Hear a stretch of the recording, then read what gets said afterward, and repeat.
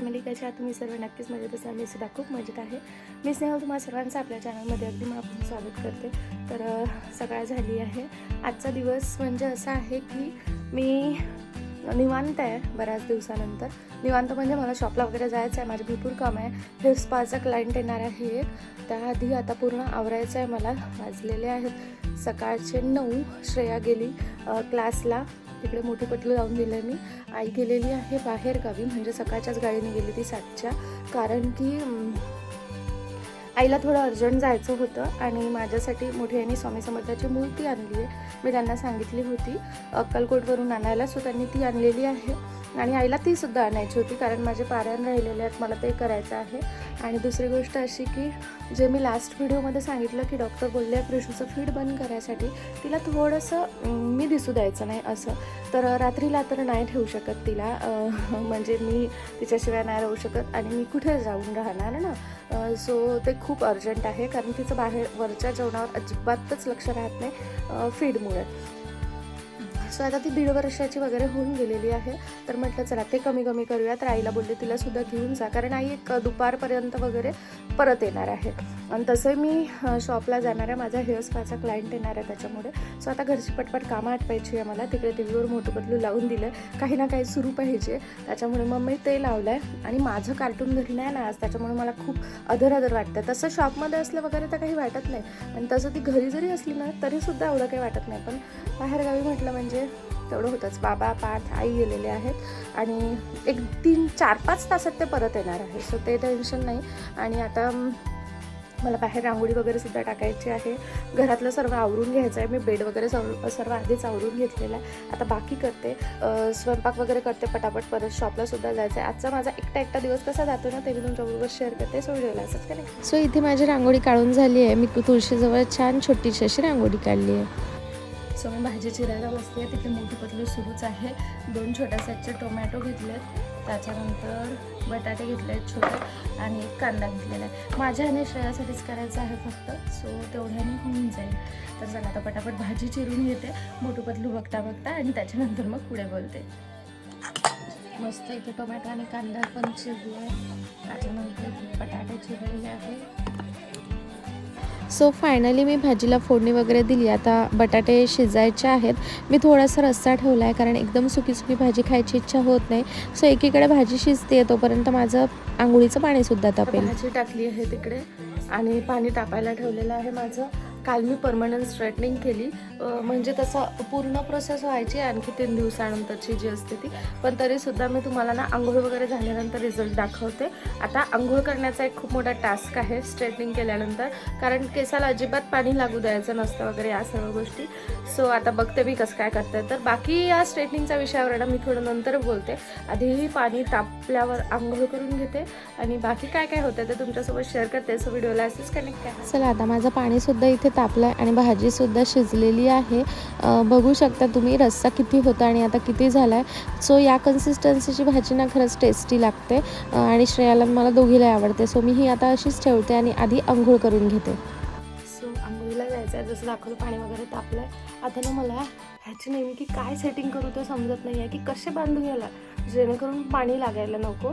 पण नेहमी मीच क्लायंटला सजेस्ट करते, त्याच्यामुळे मग मला थोडी आयडिया आहे. आता याला मी व्यवस्थित टाय करते. फिट तर नाही लावू शकत स्ट्रेटनिंग झाल्यानंतर 3 दिवस, त्याच्यामुळे मग मी फिट नाही लावत आहे. फक्त हा क्लचर आहे माझ्याकडे, बाकी सर्व क्लचर शॉपमध्ये आहे. नेमकं काल मी घेऊन यायची राहिली आणि घरी आता काही क्लचर वगैरे नाही आहे. एक रबर आहे, त्याने मी हे टाय करून बघते सध्याचं, आणि मग आंघोळ वगैरे करते आणि त्याच्यानंतर मग बाकी पूजा वगैरे करायची आहे. भाजी मला खूप छान दिसत आहे, कशी झाली आहे माहिती नाही, पण आय होप चांगली झालेली असणार. आणि आज आत्यासुद्धा येतात आहे, त्या पोहोचतीलच माझी पूजा वगैरे होईपर्यंत. सो चला तर बाकी काय काय होतं ते मी तुमच्याबरोबर शेअर करते. सो आता आत्या साईनगरमध्ये आहे, त्या येतात आहे. तर ना त्याआधी मी पटापट काम करून घेतले. वाजलेले आहेत 10 आणि आता पूजा वगैरे झाली कपडे वाळत घालायचे राहिले होते ते वाळत घातले. आता जेवण करते म्हटलं आधी, कारण खूप जास्त भूक लागलेली आहे मला. सकाळी बिस्किट आणायला जाणार होती पण मग कंटाळा आला मला, कारण बिस्किट टोस्ट हे सर्व मी पार्थसोबतच खात असते. आता तो नव्हता, मग म्हटलं जाऊ दे चल, मला कंटाळा आला, मी पण काही गेली नाही, खाल्लं नाही. आता जेवण करते आधी, आणि मला आता शॉपलासुद्धा जायचं आहे पटकन आवरून. आज शॉप लवकर उघडणार, त्या गोष्टीची खुशी आहे मला, पण फिशची खूप जास्त आठवण येते. असो, ते येतीलच दुपारपर्यंत वगैरे. तर चला आता मी जाते शॉपला, म्हणजे मी जेवण करते, शॉपला जाते, टी व्हीवर मस्तपैकी सीएड वगैरे काहीतरी लावते, ते बघत बघत जेवण करते, आणि बाकी काय होतं ते तुमच्याबरोबर शेअर करतेच. गरमागरम भाजी आणि शिडीपोळी तयार आहे. आता फायनली पूर्ण कामं झाली आहेत आणि आत्ता जायचं आहे शॉपला. माझे भांडे वगैरे सुद्धा मी घासून घेतले, कारण नंतर मग मला वेळ नाही मिळणार, कारण आज पेडिक्युअरसुद्धा आहे करायचं एका क्लायंटचं, आणि हेअर स्पासुद्धा करायचं आहे, आणि मी एकटीच आहे. सो त्याच्यामुळे मग आता शॉपला जाते. आज मला माहिती नाही शूट करायला वेळ मिळेल की नाही, पण जसं होतं तसं तुमच्याबरोबर शेअर करते की तिकडली लाईफसुद्धा किती हेक्टिक असते. तर चला आता मी शॉपला जाते, आणि बाकी काय होतं ते तुमच्याबरोबर पुढे शेअर करते. सो मी शॉपला आले. एक मॅनिक्युअर पेडिक्युअरचा क्लायंट येणार होतं, त्यामुळे पूर्ण प्रोडक्ट्स काढून ठेवले, कारण आयत्या वेळी धावपळ व्हायला नको म्हणून. सो मी शॉपला आहे, जसं तुम्हाला आधी सांगितलं मला ते सर्व काम होतं. आणि ना आता हे जे स्ट्रेटनिंग केल्यानंतर ना जे हे 3 दिवस केस खुल्लेच ठेवावं लागतात, त्याचाच खूप इश्यू आहे. आणि मला ना इथे छोटे छोटे खूप जास्त बेबी हेअर्स आहेत, ते कर्ल्स करता सुद्धा येत नाही, खूप छोटे छोटे आहे. सो तेच थोडे व्यवस्थित नाही झाले. बाकी मला स्ट्रेटनिंग खूप जास्त आवडली आहे. कोडिंग केली काय ते सुद्धा मी तुम्हाला सांगते. त्याआधी ना शॉपची अवस्था खूप डेंजर झाली आहे. सगळं मेसीच आहे, मी तुम्हाला दाखवते. त्याआधी आत्ताच आईसोबत बोलणं झालं आहे की ते निघत आहेत थोड्या वेळाने, आणि 1 तासात पोहोचून जातील असं. सो आता मी माझं शॉपचं काम आटपते पटापट, आणि मला प्रिशूला भेटायची खूप जास्त एक्साइटमेंट आहे. माझ्यापासनं ती कधीच, म्हणजे घरी मी जरी शॉपला असली आणि ती घरी असली तरी असं होतं 3-4 तास आमची भेट नाही वगैरे, पण जेव्हा असं डोक्यामध्ये राहतं ना की नाही बाहेरगावी गेलेलं आहे, तेव्हा मात्र असं खूप होतं. वास्तविकता आता बाहेरगावी असं नाही, इथून 1 तासच लांब गेले आहेत ते, पण तरीसुद्धा पार्थ आता व्हिडिओ कॉलवर मला प्रिशू दाखवत होता सकाळला, तर मला बोलला दीदी रोज मी बघतो व्हिडिओ कॉलवर, कसं वाटते ते सांग. म्हटलं नाही चांगलं वाटत यार, खरंच बाळ जवळच पाहिजे असं. तर चला आता मी बाकी सर्व आवरून घेते आणि पटापट काय ते करते, कारण त्यांचा मला फोन येईल की आम्ही स्टेशनवर आहोत, तेव्हा मला इथून निघायचं आहे, कारण माझ्या घराजवळच्या स्टेशनवर मला त्यांना घ्यायला जायचं आहे, आणि मग आम्ही घरी जाऊ. सो चला आता बाकी काय होतं तर तुमच्याबरोबर शेअर करतेच. माझी स्ट्रेटनिंग पूर्ण कंप्लीट दाखवते मी तुम्हाला, त्याच्या आधी माझं कामं आटपून घेते, म्हणजे जर कोणी क्लायंट आलं ना तर मेसी दिसणार नाही, कारण आत्ताच काम फिनिश करून मी जस्ट बसलेच आणि आईसोबत बोललेच, तर म्हटलं तेव्हा लक्षात आलं की अरे आपण ब्लॉग पण सुरू केलेला होता, असं आहे. तर चला आणखी काय होतं ते मी तुमच्याबरोबर शेअर करते. सो इथे बघा तुम्ही किती मेसी झालेलं आहे. आता मला हे पूर्ण क्लीन करायचं आहे. एक सोबत 2-3 क्लायंट वगैरे असले ना की असंच होतं, ट्रॉलीसुद्धा तिकडे मेसी झाली आहे, मला तीसुद्धा क्लीन करायची आहे. आणि कोणी क्लायंट येतं ना त्यावेळी मला हे असं अजिबात ठीक वाटत नाही, त्यामुळे मी वेळच्या वेळी क्लीन करते. आता पेडिक्युअरचा टपसुद्धा बघा कसा होता आणि कसा झाला आहे. सो मी माझं शॉपचं आवरून ना नंतर घरी आले. माझ्या आल्यानंतर श्रेया 2 तासांनी आली, तिला वेळ होता, सो मी घरी आले कारण मला स्वयंपाक करायचा होता. आणि तिने इथे खाऊ आणलेला आहे आमच्यासाठी, मस्त भेळ आणली आहे आणि शेवपुरी आणली आहे. सो आम्ही आता ते खातोय. आत्यासुद्धा आलेल्या आहे, आम्ही दोघी एकटे आहोत म्हणून इकडे मूवी बघायचा चाललेला आहे. So it's day 2. असं क्वचितच होतं की मी ब्लॉग काल सुरू केलेला आहे आणि डे 2वर आलेला आहे, पण यावेळेनं तसं झालं का ते सांगते. प्रिशू आणि आई आत्ता निघालेले आहेत, आता ते 1 तासामध्ये पोहोचतील. तसं का ते सांगते आधी. तर आम्ही जेव्हा डॉक्टरांसोबत बोललो तेव्हा ते बोलले होते की तू तिला थोड्यापासून लांब ठेवून बघ. सो आम्ही असं गेस केलं की दिवसाच पूर्ण टाईम म्हणतात आहे की काय, कारण मी जेव्हा शॉपला जाते तेव्हा मी 3 तासातनं वगैरे असं तिच्याकडे परत येते तिला फिट द्यायसाठी वगैरे. सो आम्हाला वाटलं की ते त्याच्यापेक्षा जास्त टाईम म्हणतात आहे, सो दिवसा की काय. मग आईला जायचं होतं, तिच्यासोबत मी प्रिशूला पाठवलं, सर्वजण गेले. आणि त्याच्यानंतर मी डॉक्टरसोबत बोलली जवळपास 4-5 वाजता की सर ते सकाळपासून गेलेली आहे 7 वाजतापासून, तर अजूनपर्यंत तिला माझी आठवण आली नाही, तिने जेवण पण व्यवस्थित केलं. सो डॉक्टर बोलले की मी तुला बोललो होतो रात्रीचं ट्राय कर की रात्रीला तिला लांब ठेवायचं, कारण ती जे दिवसभराच्या फीडची फ्रिक्वेन्सी आहे ती तेवढी जास्त नसते ॲज कम्पेअर्ड विथ रात्रीच्या. तर रात्रीचा प्रॉब्लेम असतो म्हणाले, लाईक प्रत्येक बाळामध्ये, तुझ्याच नाही प्रत्येक बाळामध्ये रात्रीचा प्रॉब्लेम असतो. सो तिला रात्रीला दूर ठेवून बघ म्हणले किंवा मग तू कुठेतरी जा. पण मी तर कुठे नाही जाऊ शकत ना. सो मी आईला बोलले की ठीक आहे, आपण आणखी काही तासपर्यंत वाट पाहू, लाईक रात्रीला 8-9 वाजेपर्यंत वगैरे, कारण ती जिथे गेली आहे तिथून तिला यायला 1 तास लागतो फक्त. तर मग आई बोलली की ठीक आहे, ते पण करून बघू. तर रात्रीला सुद्धा तिने व्यवस्थित जेवण केलं. पण मग आम्ही म्हटलं की ठीक आहे, डॉक्टर म्हणतातच आहे की रात्रभराचं, तर ट्राय करून बघायला काय हरकत आहे. सो आईला म्हटलं की तू आजची रात्र थांबून जा, उद्या सकाळीच तू ये. सो आई आजची रात्र तिथे थांबली. प्रिशूला काहीच त्रास नाही झाला, प्रिशूला माझी आठवण पण नाही आली, प्रिशूला दूधसुद्धा नाही लागलं आणि तिने जेवण खूप छान केलं. जेवण त्याच्यानंतर तिचं शिजं वगैरे काहीच प्रॉब्लेम नाही झाला. पण मला त्रास झाला. मी जसं आधी सांगितलं, मला ब्रेस्ट मिल्क खूप जास्त बनतं. सो मला खूप त्रास झाला आणि मला कधी पंप लावायचं काम नाही पडलं किंवा कधी काढून टाकायचं सुद्धा काम नाही पडलं. सो माझ्यासाठी ना ते खूप जास्त पेनफुल वाटत होतं मला. मग मी दिवसभर तर तसं काहीच नाही केलं, मला दिवसभर एवढा त्रास नाही झाला, पण रात्रीला त्रास झाला. मग मी आत्या होत्याच रात्री, ते आत्याला बोलली, तर आत्याने सांगितलं, आईने सुद्धा एक उपाय सांगितलेला मला, हळदीमध्ये ते कुठलं तरी मीठ टाकायचं आणि ते लेप लावायचा. पण मला त्याने पण काहीच फरक नाही पडला. मला खूप दुखत होतं, मी झोपूसुद्धा शकत नव्हती. मग मी आत्याला विचारलं, तर आत्याने हेच सांगितलं की तू ते काढून टाक. आणि डॉक्टरसुद्धा हेच बोलले होते की तुम्हाला ते काढून टाकावं लागणार, नाही तर तुम्हाला त्रास होईल, ते दुधाच्या गाठी वगैरे बनतात, एवढं प्रॉब्लेमॅटिक असतं म्हणले ते. पण मग मी काढून टाकणं मला खूप जास्त पेनफुल वाटत होतं, कारण मी आधी कधीच ट्राय केलेलं नाही आहे, मला आतापर्यंत कधी गरज पण नाही पडली, पण खूप जास्त पेनफुल वाटत होतं मला ते. सो मी तसं काहीच नाही केलं. मग मी राहू दिलं, कसं मी रात्र काढली. सकाळी आईला बोलली की आई मला आता सहन होत नाही आहे, तू लगेच निघ. सो तिने मग तिला तेव्हा यायला म्हणजे लगेचच निघायला प्रिशू आणि पार्थ दोघेही जण झोपलेले होते.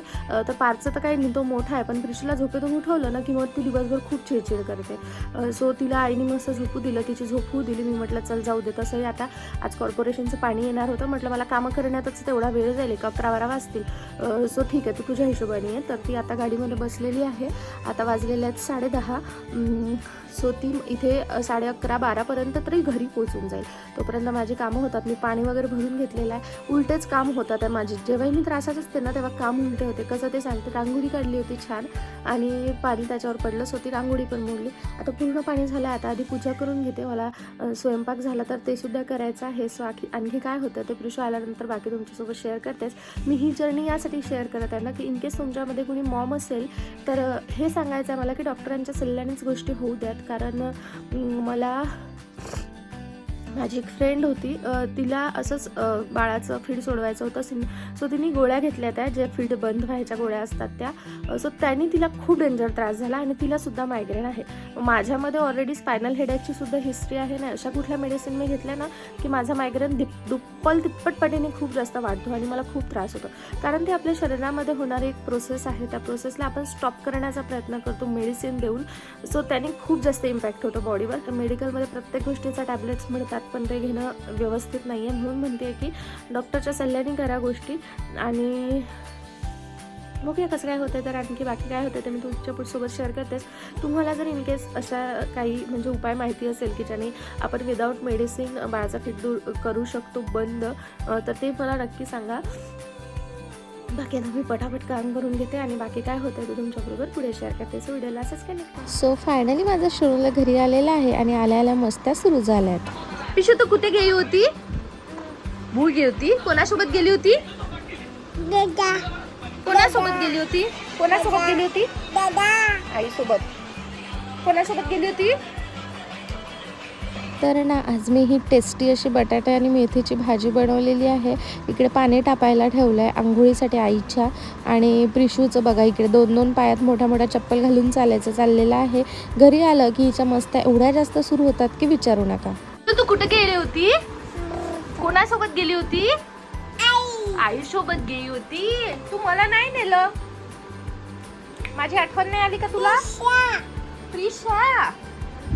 काय नाव आहे तुझं? पद्माट. फायनली माझी सोनली घरी आली. कुठे गेली होती मला सोडून? आता खेळायचं, मस्ती घालायची. सो हीच ती मूर्ती जी आईने माझ्यासाठी आणलेली, मी पुढे दाखवतेच तुम्हाला. Later that same evening. घरी आली आहे आणि आता या सोनुली सोबत मस्ती घालतीये. हो पा मस्ती करते ही. तुला कोण आवडते अजून? आणखी कोण आवडते? तुला कोण आवडते? आणखी कोण आवडते? आवडते? आणखी कोण आवडते? कोण आवडते आणखी? आयुषा. आणखी कोण आवडते? अजून कोण आवडते? फक्त मामाच आवडते का? श्रेया आवडते. अजून कोण आवडते? ओ बाबा. अजून कोण आवडते? ओके. अजून कोण आवडते? ओके. मामा आवडते तुला? फक्त मामा आवडते का? इकडे बघ, माझ्याकडे बघ पिल्लू.